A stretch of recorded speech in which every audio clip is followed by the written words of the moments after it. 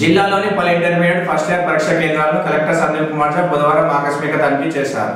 రాజన్న సిరిసిల్ల జిల్లా కేంద్రంలోని ప్రభుత్వ జూనియర్ కళాశాల, సహస్ర జూనియర్ కళాశాల, సాయిశ్రీ జూనియర్ కళాశాలలో ఏర్పాటు చేసిన ఇంటర్మీడియట్ ఫస్ట్ ఇయర్ పరీక్ష కేంద్రాలను కలెక్టర్ తనిఖీ చేశారు. ఈ సందర్భంగా సహస్ర జూనియర్ కళాశాల, సాయిశ్రీ జూనియర్ కళాశాలలో ఏర్పాటు చేసిన సీసీ కెమెరాలను తనిఖీ చేశారు. ఆయా కేంద్రాల్లో విద్యార్థులు పరీక్షలు రాస్తుండగా కలెక్టర్ పరిశీలించారు.